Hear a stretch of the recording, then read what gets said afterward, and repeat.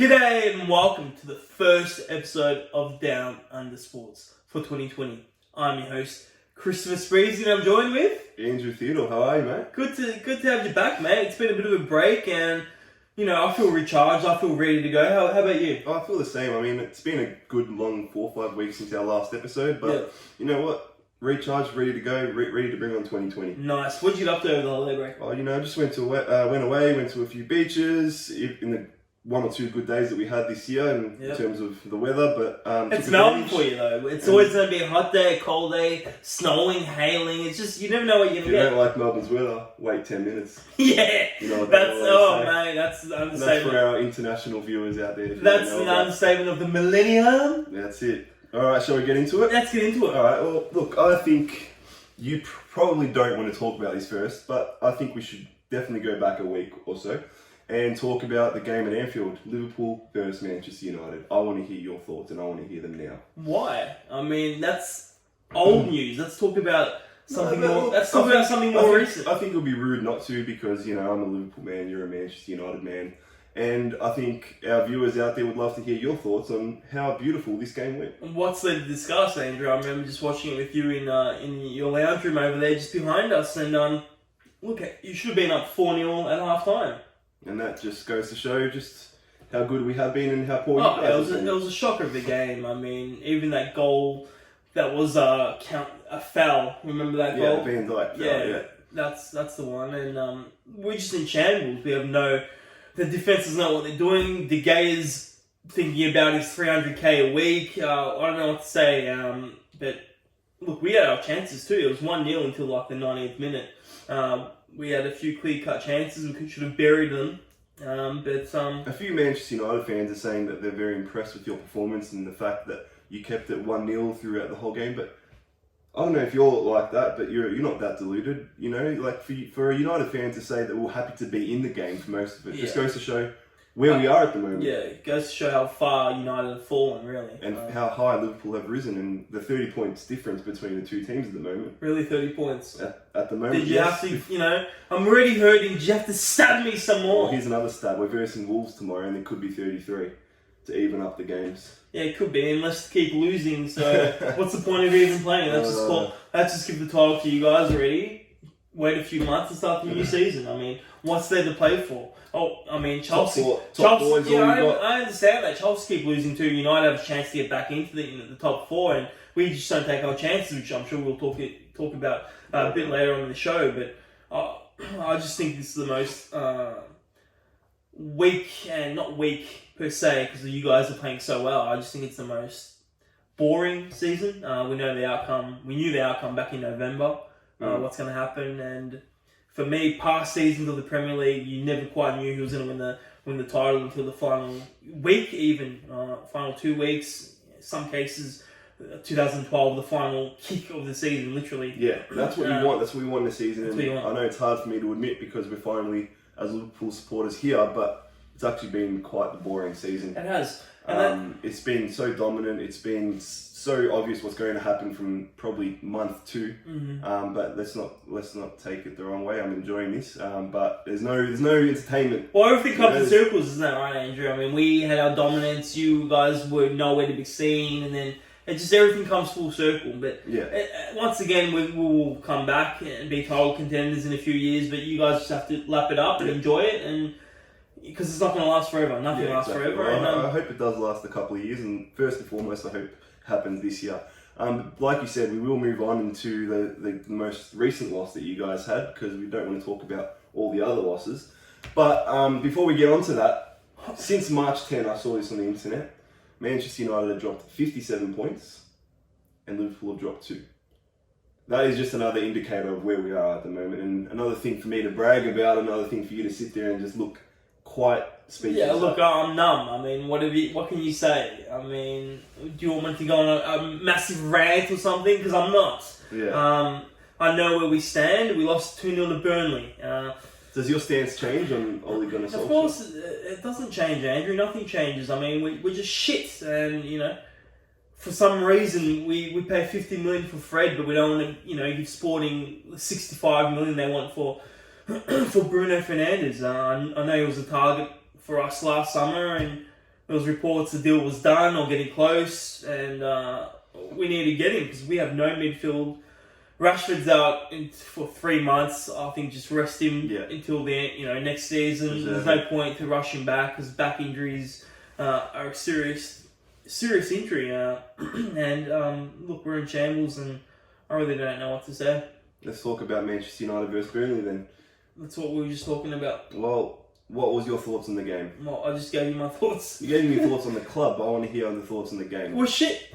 Utter shit. That's Utter shite, as I like to say. Did you expect that you would get something out of this game before kickoff? Yes, I did. At least we should at least want a draw. We're Manchester.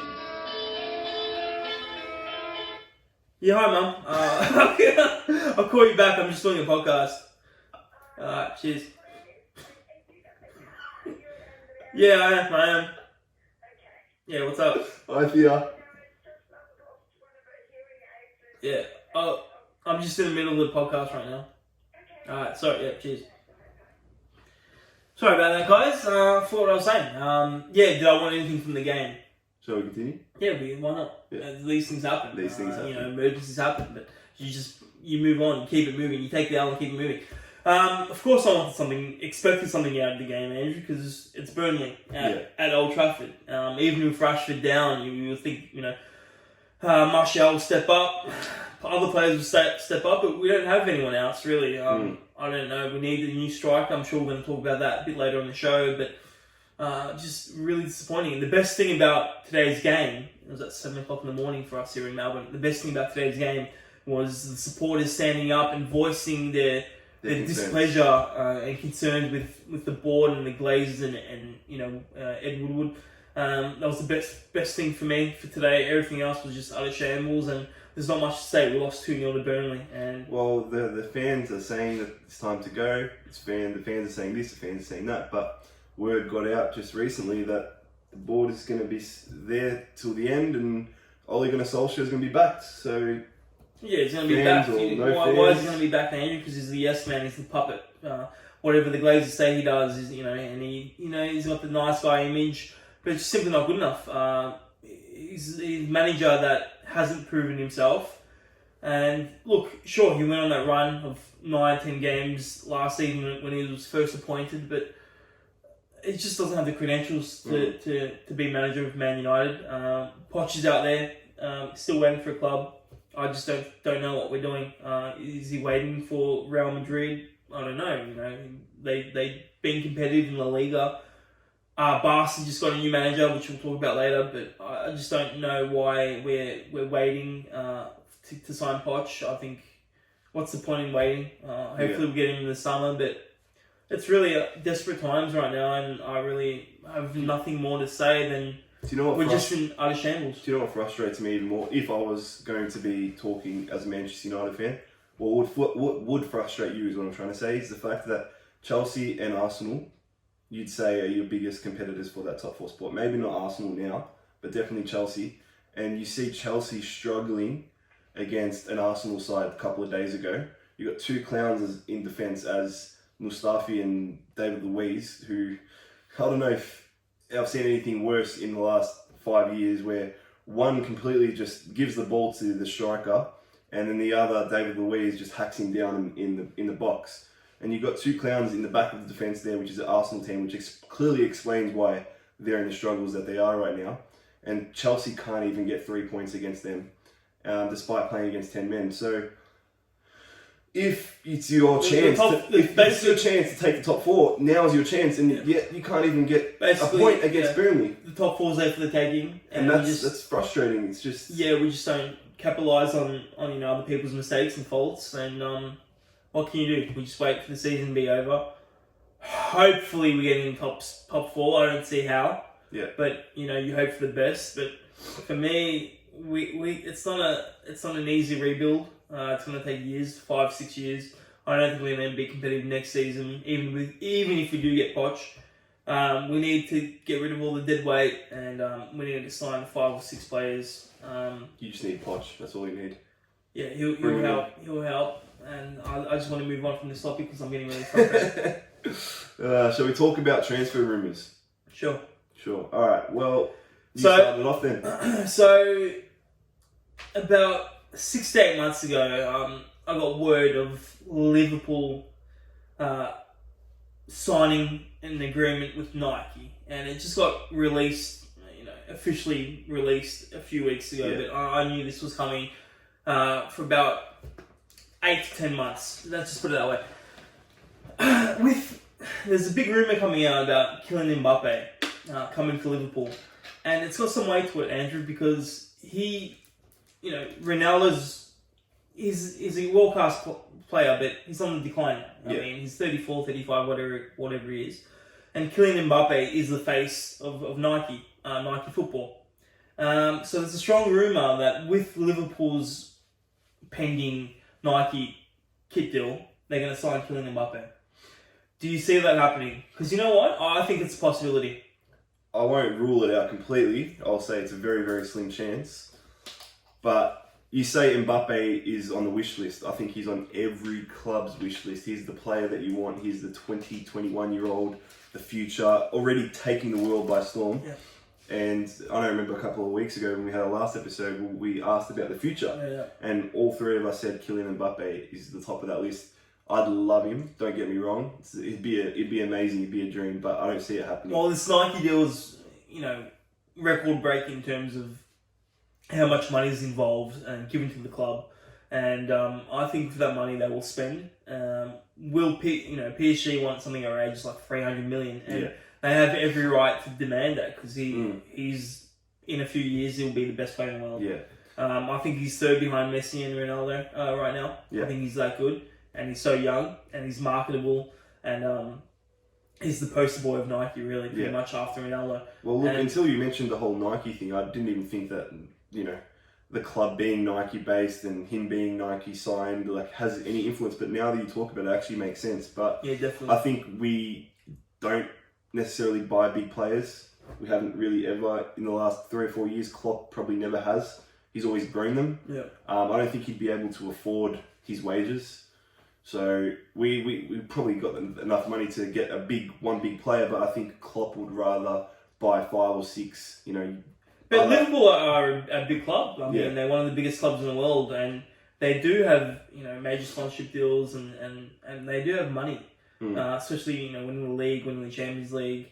You guys could win the treble this season. I actually can see Mbappe playing for Liverpool for 2-3 years. I think he's going to end up at Real Madrid. But when, I have no idea. But I could actually see him coming. I think Nike could really push this because they got Van Dijk, who's a Nike athlete. But if they get Mbappe, the shirt sales will be amazing. Through the roof. And through the roof. I reckon they'd make the money that we bought him for in one weekend.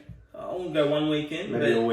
Maybe a week. I reckon in a season or two they can get there. Well, they did say Ronaldo got his money's worth at Juventus in a weekend. So if there's a lot of Liverpool supporters out there, I'll just say this because I've got some inside people in Nike and I know some stuff. But so you're telling me that he's coming? No, I'll just say this. I'll say if I was a Liverpool supporter, I would say be excited because I could see this happening. I personally could see a percentage chance, according to your sources. What are you giving there?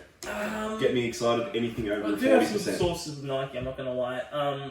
I would say 49. I would say 25%. So you went from 49 to 25. Yeah, like that. I did. Because PSG want a ransom. They want a lot of money, Andrew. And no, look, I'm not going to. Where's your percentage? My is it higher than 25% or 49? I'm thinking 13 or 12%. Really?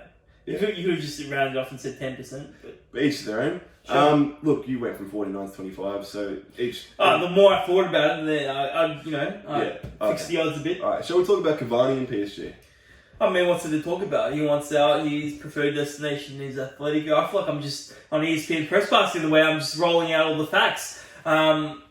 His preferred destination is Atletico. Yep. You're sipping a lot. You must be thirsty. Oh, yes, I'm actually quite dehydrated. Nice. Well, drink up. Yeah. There's rumours Chelsea, are about to put in a bid for him. I could see him. I don't see him having a future at PSG. Let me finish. I could see him end up being an Atletico Madrid player by the end of January or by the summer. By the summer. Word on the street is that Chelsea want to loan him, which I think would be a great idea at his age at the moment. Which street? Just down the road, actually. Yeah, that one. Nice. Which I think would be good for them because right now they keep complaining about the fact that they don't have any strikers. They've got Willian, they've got Pedro, and they've got Tammy Abraham, who has been good. Olivier Giroud. Did I actually? Yeah. Oh, he hasn't played. He hasn't done anything. Yeah. So they do definitely need a striker. They definitely have no Salah, Firmino, or Mane. But anyway, that's just my personal opinion. But yeah, hopefully Cavani goes there and does his thing. Goes where? Goes to Chelsea because I'd like to see that because he'd be good or he'd be average and he'd leave us. Why don't you want to see him at United? I'd rather Chelsea, to be honest. I mean, I'm not here to weigh up your opinion. I'm just asking. Yeah, that's my personal opinion. You can't change that. No, I can't. Well, since we're talking about United, since it's always about United, let's talk about Bruno Fernandes. Or do you want to talk about Melbourne victory? No, I'd rather talk about United. Okay. Bruno Fernandes, what are your thoughts? Even though you briefly mentioned that already, tell me. What are my thoughts? Well, percentage-wise of that happening. Well, I'll give you my thoughts first, and I'll give you the percentage. Yeah.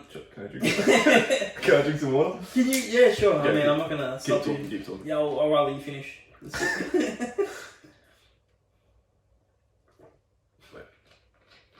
Yeah, keep going. Can we go for another sip? No, I'm good. Okay.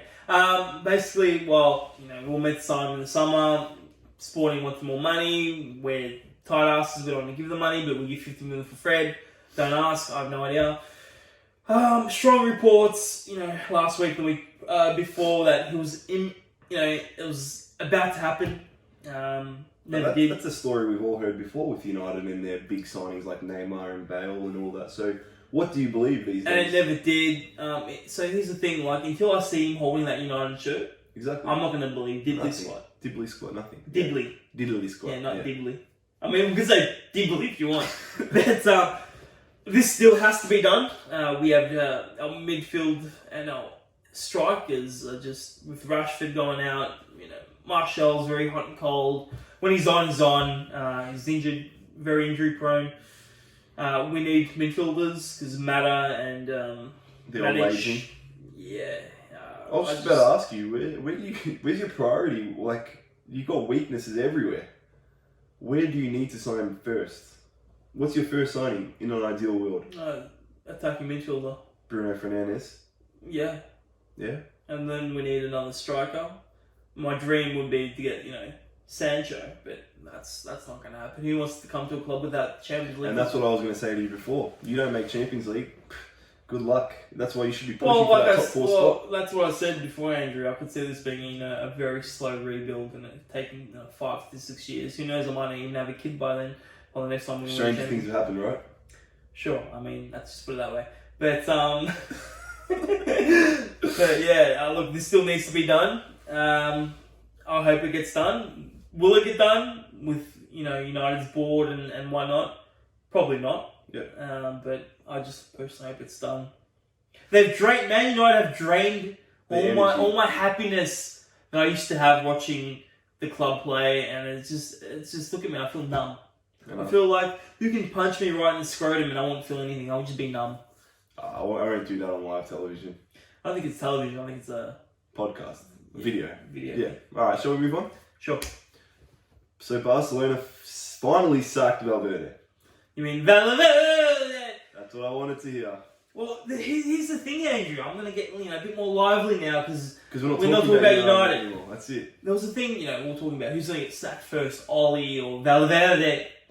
Valverde got the sack and it was coming. I mean, who didn't see it coming? I mean, they need to play attacking football. They can't be losing to teams in the lower half of the table. Yeah. I'm not too familiar with the new manager. So I was going to say, do you think that at this stage they'd go for a bigger name, like they would go for? Well, Poch said he's never going to manage Barca because he managed Espanyol, which was the rival club of Barca. But surely there's someone out there, like surely there's a bigger name, Allegri or something. Yeah, that's what I would think. But is this just a short-term fix, or is it I don't see it being a long-term fix. But we'll see what happens. And got nothing really much more to say to that. What are your thoughts? Yeah, I agree. There's nothing much more to say other than the fact that it was time for him to go. Maybe they could have waited.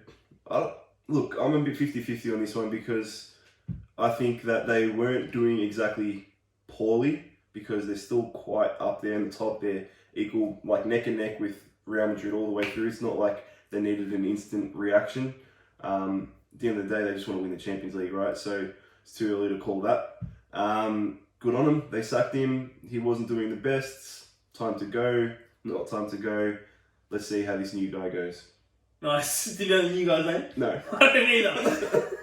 We need to do our research on that, but That's alright. I think we should wrap it up on there. Yeah, look guys, if you like this video, please give it a thumbs up. Thank you to my mum for calling to check up on me. I'm doing well, mum. Where can people find you? Have you sorted your whole Instagram handle? I have. I spent the whole summer doing it. Nice. That's what I got up to this summer. __ Andrew T.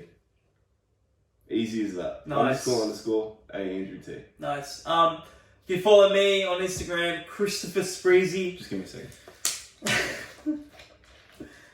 You're gonna wait 2 minutes? We're wrapping up. Yep. Sorry. Wait. Wow. Yeah, nah, you can find me on Instagram, Christopher Spreezy.